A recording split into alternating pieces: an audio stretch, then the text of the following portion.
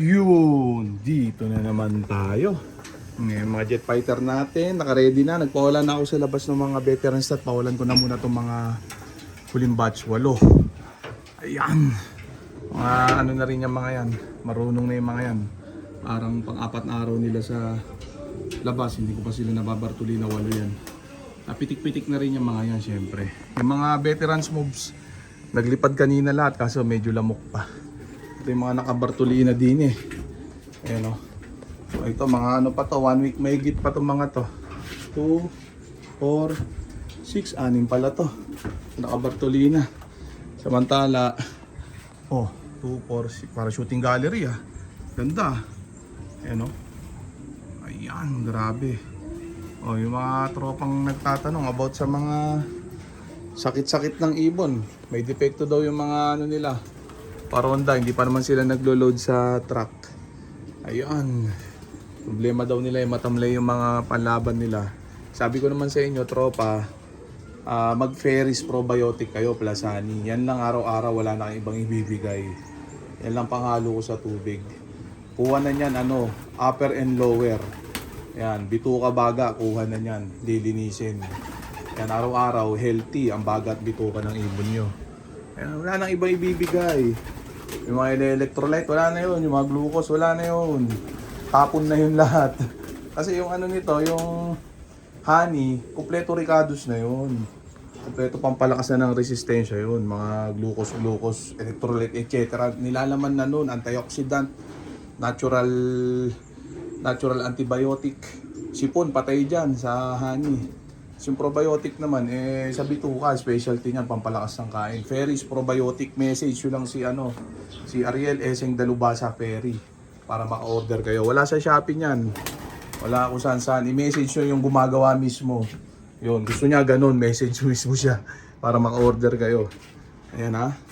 Oh, naglagay na rin ako ng redstone. Sinanay ko na sila kahapon, kumain sila. Kaya yung naging bricks yung tain nila. Yan, mamula-mula. Ayan. Unti-unti lang. Iba hindi pa sanay kumain yan. Pero pag tumagal yan, masanay din yan. Yan, yan, tirang grits ko pa yan nung nakarang south. Yan, meron pa kalating sako. Yan, paubos ko sa kanila. Araw-araw bigay ng grits. Siyempre halo niyan, breeder mix ni Wingmaster. Order pa lang kasi ako ng Racer mix, di pa ako naka-order. Pumitik na pala yung 6. O ilan na lang nandito, 2 Check ko yung mga jet fighter natin dito sa sa labas. Ayan. Grabe, zero flyaway technique pa rin tayo ha. Ayan, wala pa tayo na pa flyaway. Goods pa lahat. Ewan ko lang ngayon. Ayan sila. Ayan. Tambay mode. Yung iba naikot-ikot. Yung iba tambay mode na. Ganyan lang. Simple-simple. Pitik-pitik. Talo inip sa ganito. Yung bubugawin, ayan nyo lang. Yan lang sila sa gustong ronda nila. Di pa naman masyadong marurunong yung mga yan. Hindi pa stable. Antayin nyo, mga ilang linggo pa. Bigyan natin kahit mga 1 buwan, stable na yung mga yan. Kasi iba binabartuli na natin syempre hindi na nakasabay sa mga nauna. Nahuli silang turuan Batch by batch kasi yung tinuruan ko, hindi naman sabay-sabay. Alam nyo naman, hectic yung schedule natin sa pagsingsing. Kasi nga syempre, papa-ending din tayo. O yung mga tatalpak nga pala sa online ending natin, yung mga hindi alam ang gagawin. Mag-message lang sa main account ko. Yan para makatalpak kayo, makapasok kayo sa Maywagan GC natin para pagpalain na. Si mga nalilito, magtanong lang kayo. Comment lang kayo din sa YouTube channel natin. Ay, si cute Nakatakas si cute Ayan ang cute mo kang bear. May mga kalaro na siya, bago. Ayan. Super cute. Ayan yung mga magtatanong yung mga sakiti ng ibon dyan. Kung ano-ano kasi pinalalaklak nyo sa ibon nyo. Ayan ano lang, Ferris probiotic Plasani. Para masigla yung mga panlaban nyo. Ayan. Para hindi maglansa yung mga dumi. Hindi kapitan ng kung ano-anong sakit. Tapos pag nagkasakit ibon nyo, hindi nyo naman alam kung anong sakit yung dumapo. Kaya hindi nyo rin alam kung anong gamot. Di ba? Pag ang ibon, tumamlay yan bigla. Halimbawa, biglang nanayo yung balebot din na tumuka. Mas malansa yung dumi.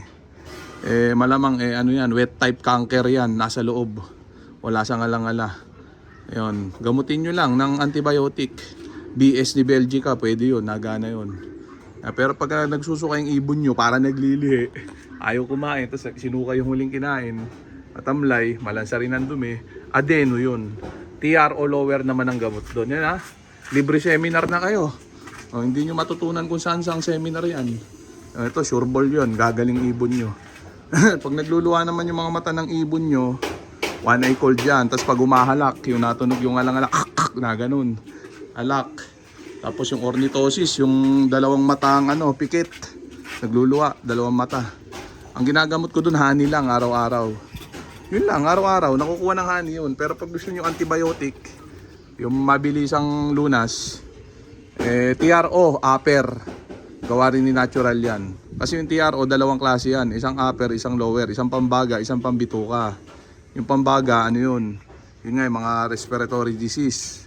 Kaya upper ang tawag. Yun ang nagagamot nun. Yung lower naman, bituka, tulad ng mga adeno, etc. Yan ha. Pero yung cancer, ano yun? Yung wet type cancer, yung BS yun, magaling yun dun. Nagana yun. Subok ko na yun. Gawa ni Belgium, libre promotion. Yan o, baka naman. Yun lang. Tatlong antibiotic lang, pwede na yun. Sa local, kayo na bahala. I-convert sa local kung anong gusto nyo. Basta tandaan nyo lang, yung upper and lower, tsaka yung sa cancer. Yun lang ang gagamutin dyan. Pagka PMB, may nagtatanong gamot sa Paramixo. Walang gamot doon. Sabi nila, Sonrox, etc. Hindi yun ang gamot doon. Akala nyo lang doon gumaling yun pag binigyan nyo. Ang totoo nyan, kusa nagaling ang PMB. Basta yung mild case, yung naikot ang ulo. Nakakatuka pa kasi yun. Pag nakakatuka pa yung ibon, ano yun, gumagaling. Yan, kusa nawawala yung baliling nun, tsaka tagalan kasi nakakatuka sila ng patuka, nalakas sila. Ayun, pero yung severe case, pag yun ang tumama sa'yo, fatal, hindi na iikot ulo ng ibon mo. Bigla na lang matitigok yun. Yun, ganda dalawang klase, ang PMB, isang severe, isang mild case. Sa mga newbie at 10 years newbie at 20 years newbie, nalilito. Yun ang ano ko dyan, sagot ko dyan ha.